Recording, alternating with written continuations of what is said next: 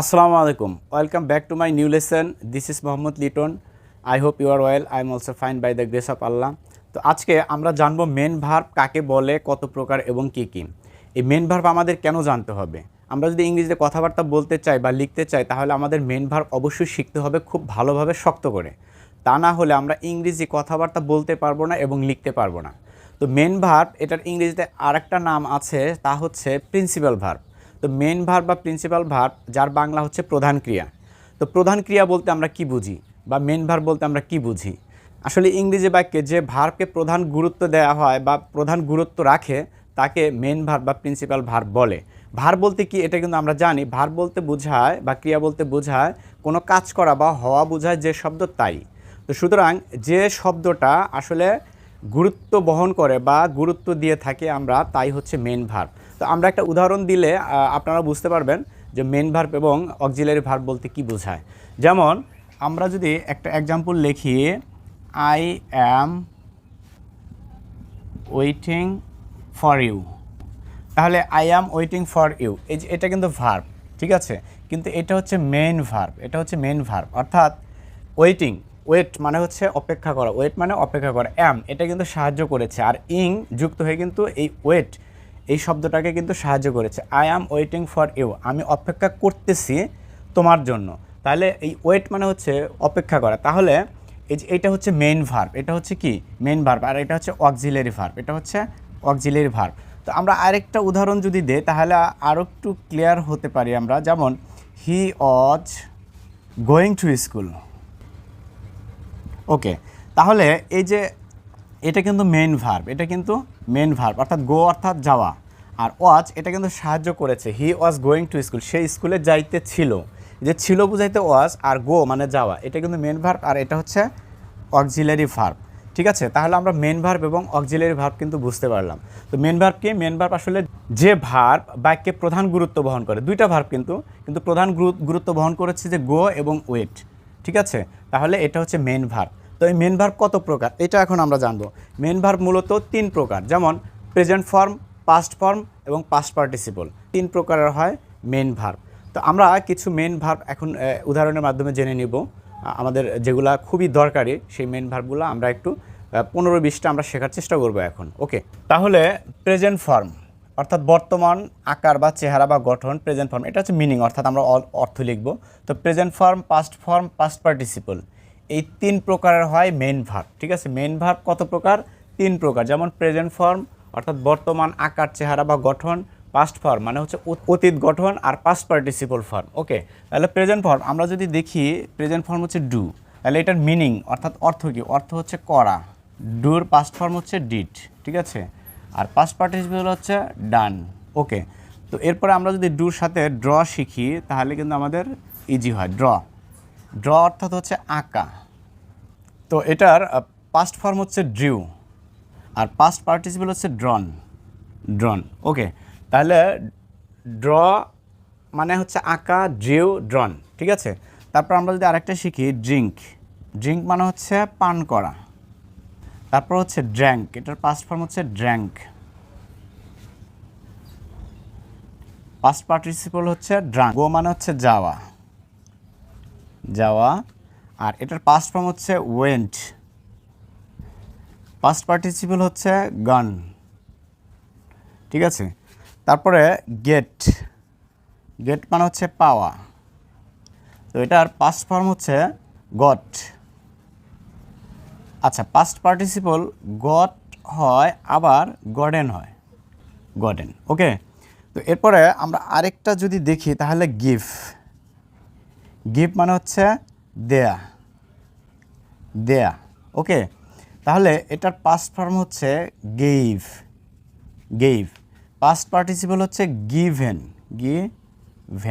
তাহলে আমরা তিনটা করে যদি শিখি তাহলে কিন্তু খুব সহজে আমাদের মনে থাকবে বা মুখস্থ করা সহজ হবে। যেমন ডু মানে হচ্ছে করা, ডু, ডিড, ডান।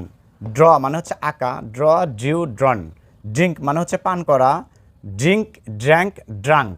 ওকে, গো মানে হচ্ছে যাওয়া, গো, ওয়েন্ট, গন। গেট মানে হচ্ছে পাওয়া, গট অথবা গটেন, ঠিক আছে। গিভ মানে হচ্ছে দেয়া, তাহলে এটার পাস্ট ফর্ম হচ্ছে গেভ, গিভেন। তাহলে do, drew, drink, go gate gift. তাহলে আমরা কিন্তু তিনটা করে ছন্দ আকারে খুব ভালোভাবে আমরা শিখতে পারি। তো এভাবে আমাদের শিখতে হবে। এরপরে আমরা আরও 3টা যদি দেখি তাহলে রিড, এই রিড মানে হচ্ছে পড়া, ঠিক আছে। আচ্ছা, এটার পাস্ট ফর্ম হচ্ছে রেড, কিন্তু বানান একই, স্পেলিং কিন্তু একই। এটার উচ্চারণ হবে রেড, এটার উচ্চারণ হবে কি রেড, ঠিক আছে। আর পাস্ট পার্টিসিপল হিসেবে যখন ব্যবহার হবে তখন কিন্তু আবার রিডই হবে, অর্থাৎ রিড, রেড, রিড, কিন্তু পাস্ট ফর্ম হিসেবে রেড উচ্চারণ হয়। ওকে, এরপরে আমরা আরেকটা যদি দেখি রাইট, রাইট মানে হচ্ছে লেখা, রাইট মানে কি লেখা। ওকে, রোড, ওকে, এটার পাস্ট পার্টিসিপল হচ্ছে রিটেন, ঠিক আছে। এরপরে আমরা আরেকটা যদি দেখি ইট, ইট মানে কি খাওয়া, ইট মানে হচ্ছে খাওয়া। আচ্ছা, এট, পাস্ট পার্টিসিপল হচ্ছে ইটেন। এরপরে আরও 3টা যদি আমরা দেখি তাহলে ছি মানে হচ্ছে দেখা, এটার পাস্ট ফর্ম হচ্ছে স, পাস্ট পার্টিসিপল হচ্ছে সিন, ঠিক আছে। এরপরে আমরা যদি এস থেকে আরেকটা শিখতে চাই তাহলে সুইম, আমরা এভাবে শিখতে পারি। সুইম মানে হচ্ছে সাঁতার কাটা, তাহলে এটার পাস্ট ফর্ম হচ্ছে সুয়াম, পাস্ট পার্টিসিপল হচ্ছে সুয়াম, ঠিক আছে। এটা হচ্ছে এ দ্বারা আর এটা হচ্ছে ইউ দ্বারা, সুয়াম আর হচ্ছে সুয়াম। এর সাথে আমরা আরেকটা দেখতে পারি সুয়ার, সুয়ার মানে হচ্ছে শপথ করা, শপথ করা, তাহলে সোর, সোর এর পাস্ট পার্টিসিপলটাও তাই হয়, সোর। তাহলে আমরা এই যে 6টা শিখলাম। রিড মানে হচ্ছে পড়া, রেড এটা কিন্তু পাস্ট ফর্ম, রেড রিড, তাহলে রিড, রেড, রিড। রাইট মানে লেখা, রোট, রিটেন। ইট মানে খাওয়া, এট, ইটেন। সি মানে দেখা, স, সিন। সুইম মানে সাঁতার কাটা, সুয়াম, সুয়াম। আচ্ছা, সুয়ার মানে হচ্ছে শপথ করা, সোর, সোর, সোর। আমরা আরও কয়েকটা ভার্ব একটু শিখে নিই, হ্যাঁ। যেমন অ্যাম, আমরা যদি দেখি অ্যাম, এটা যদি মেইন ভার্ব হিসেবে ব্যবহার হয় এর অর্থ হয় হই। অ্যাম মানে কি হই, আই অ্যাম অর্থাৎ আমি হই। এটার পাস্ট ফর্ম কিন্তু ওয়াচ, এটা আমাদের ছেলে মেয়েদের শিখতে হবে, কারণ অ্যাম পারে কিন্তু ওয়াচ অনেক সময় পারে না, সেজন্য আমি শেখানোর চেষ্টা করতেছি। ওয়াচ, এটার পাস্ট পার্টিসিপল কিন্তু বিন হয়, এর পাস্ট পার্টিসিপল কি হয় বিন, অ্যাম, ওয়াচ, বিন। ওকে, এরপরে আমরা যদি দেখি ইজ, ইজ মানে কি হয়, হি ইজ মানে সে হয়। ওকে, এটার পাস্ট ফর্ম হচ্ছে ওয়াচ আর পাস্ট পার্টিসিপল কিন্তু বিন হয়, এজন্য আমি এটা এভাবে শেখানোর চেষ্টা করতেছি। ইজ পারে, অ্যাম পারে, কিন্তু ওয়াচও পারে, কিন্তু এটার যে পাস্ট পার্টিসিপল হিসেবে যে বিন হয় এটা কিন্তু অনেকেই জানে না, আমাদের ছেলেমেয়েরা ভুল করে। আর এটা প্লুরাল হিসেবে ব্যবহার হয়, ঠিক আছে। তাহলে আর মানেও কিন্তু হয়, অর্থাৎ হি ইজ মানে সে হয়, আর যদি হয় তারা হয় তাহলে দে আর। আচ্ছা, এটার পাস্ট ফর্ম হচ্ছে ওয়ার, পাস্ট ফর্ম কি ওয়ার, পাস্ট পার্টিসিপল বিন হয়, ঠিক আছে, বিন। ওকে, তাহলে এই 3টার কি অ্যাম, ইজ, আর, এটার ওয়াজ হয় আর এর ক্ষেত্রে ওয়ার হয়, আর 3টেই কিন্তু বিন হয় পাস্ট পার্টিসিপল হিসাবে। এরপরে আমরা যদি দেখি হ্যাভ অথবা হ্যাজ, হ্যাজ মানে হচ্ছে আছে, এটা কি আছে বা থাকা, তাহলে এটার পাস্ট ফর্ম হয় কিন্তু হ্যাড। আচ্ছা, এই পাস্ট পার্টিসিপলে কিন্তু হ্যাড হয়, এটা অনেক ছেলেমেয়েরা ভুল করে, সেজন্য আমি এই 4টা শেখানোর চেষ্টা করতেছি, ঠিক আছে।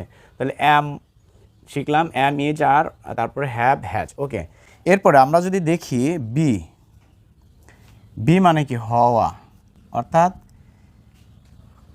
I will be a doctor অথবা I will be a teacher, তাহলে বি মানে হওয়া, আমি হব একজন শিক্ষক। ওকে, তাহলে এই বি এটার পাস্ট ফর্ম কিন্তু ওয়াচ। আচ্ছা, এটার পাস্ট পার্টিসিপলও বিন হয়, কিন্তু বিন, ঠিক আছে, মনে রাখতে হবে যে বিন হয়, ঠিক আছে। এরপরে বিকাম কিন্তু হওয়া, এটার পাস্ট পার্টিসিপল কি হবে বি কাম, এটার পাস্ট পার্টিসিপল কিন্তু বিকাম হয়, আর এটা পাস্ট ফর্ম হিসেবে বিকেম, ঠিক আছে। এরপরে আমরা যদি শিখি কাম, কাম মানে হচ্ছে আশা, এটার পাস্ট ফর্ম হবে কেম, কেম, পাস্ট পার্টিসিপল আবার কাম হয়, কাম, ঠিক আছে। তাহলে এই যে পাস্ট পার্টিসিপল এই দুইটার কিন্তু এই যে প্রেজেন্ট ফর্মের মতোই একই, কিন্তু এইখানে একটু ইন্টারচেঞ্জ হয়, ঠিক আছে। বিকেম আর হচ্ছে কেম, কাম মানে আশা আর বিকাম মানে হচ্ছে হওয়া, ঠিক আছে। তাহলে am, was, been, is, was, been, are, were, been, have has, অর্থাৎ এটার পাস্ট ফর্ম হচ্ছে হ্যাড, পাস্ট পার্টিসিপল হলো had. Be was been, become became become, come came come. Okay, তাহলে আমাদের এই যে এই তিনটা কিন্তু ভালো করে মনে রাখতে লাগবে, ঠিক আছে? এই যে এটা আমাদের কিন্তু ভুল করে ছেলেমেয়েরা, এটা কিন্তু ভুল করে। আবার এই যে এইটাও আমাদের কিন্তু জানতে হবে, এইটাও কিন্তু আমাদের ভালো করে জানতে হবে, মনে রাখতে হবে, এইটাও জানতে হবে। এটা কিন্তু খুব গুরুত্বপূর্ণ, যদিও ছোট ছোট, কিন্তু এটা পাস্ট ভার্ব এবং পাস্ট পার্টিসিপল শিখতে গেলে তখন কিন্তু আমাদের ছেলেমেয়েরা এখানে ভুল করে, টেন্স করতে গেলে বা কথাবার্তা লিখতে গেলে বা ইংরেজিতে ওরা ভুল করে বসে। সুতরাং এগুলো আমাদের শিখতে হবে ভালো করে। তো আজকে এ পর্যন্তই। আশা করি ভিডিওটা ভালো লেগেছে। যদি ভালো লেগে থাকে তাহলে একটা লাইক দিবেন, আর কমেন্ট করে জানাবেন কেমন লাগলো, বন্ধুদের সাথে শেয়ার করবেন। দেখা হবে পরবর্তী কোনো ভিডিওতে। সে পর্যন্ত আল্লাহ আপনাদের ভালো রাখুন। আসসালামু আলাইকুম।